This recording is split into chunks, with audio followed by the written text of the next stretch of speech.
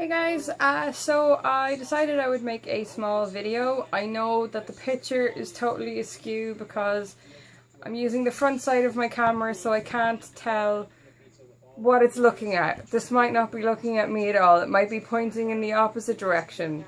Who even knows? And I tried to do a thing with a scarf to make it look fancy. I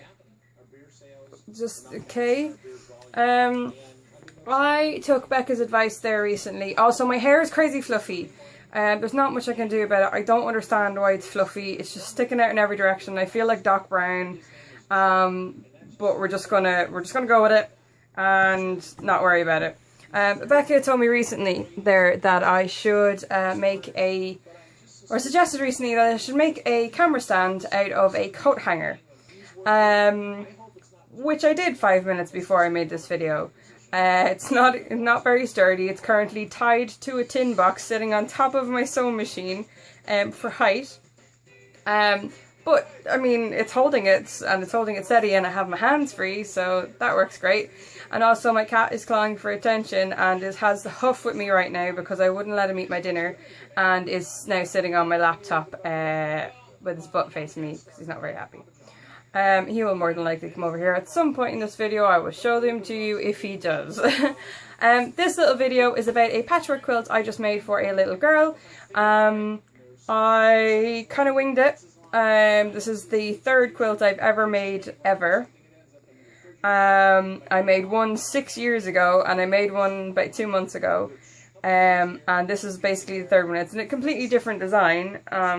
And since I got a new sewing machine, you're probably going to see a few of these, or rather I hope to put up a few of these because I do want to record more, and so this is the thing. So basically I'm going to tell you how much material I used for the whole thing, sort of a rough idea of what I did. I'm not probably ever going to record me actually ever making any of these things because I don't really have like camera stands or anything like that, but I'll basically explain how I did it.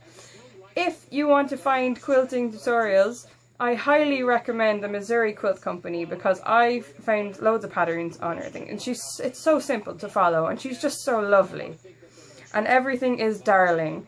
When she's talking, when she's showing you the patterns, they're very darling. I'm assuming that's a Missouri thing. I don't know, but they're very entertaining to watch, and it's so simplified, and I couldn't believe how easy some of these things were.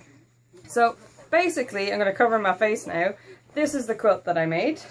It is probably not as wide as it should be for a baby blanket, but again, the third one I've ever made. So what I used I used a cream liner fabric. I can't really tell you how expensive the liner fabric is.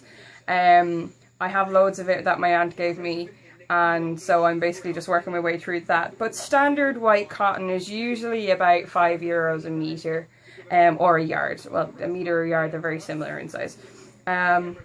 Depending on whereabouts in the world you are watching this, which, let's face it, will probably just be my family. This cute little ballerina fabric, right here, was nearly €19 a metre. The purple polka dot was €13 a metre. And the back, which is a really cute yellow fleece, was €10 a metre. I used about half a metre of the white, a quarter metre of the ballerina and the purple, and the cupcake fabric, sorry I never said, was, my local shop has it for about €9 a metre. I used 3/4 of a metre of the fleece, and what I did then was I cut out, based on the pattern that was actually on this ballerina, it was basically rows like this, and then there was like two little lines of colour in between the rows of ballerina. So I basically just cut along those lines. So I think they came out to be about 2.5 inches wide strips. So I did that on the entire quarter metre.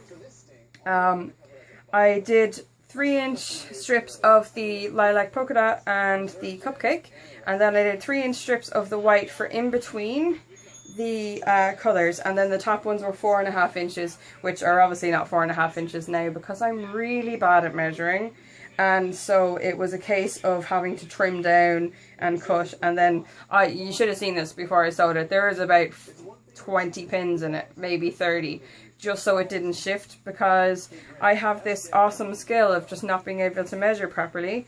So for instance, if you put the corners to the corners on the quilt, it's about an inch wider at the top than it is on the bottom. However, it did turn out pretty cute, and I'm pretty impressed with it. And it does feel really soft because of the fleece, and so as the third quilt ever, and the fact that it's actually fairly well sewn, and I did go round the whole edge. I sewed the pattern to the fleece, and then I turned it inside out, and then I just sewed around the whole edge to kind of make it a bit more finished looking. That's one of those technical terms that the proper crafty people use.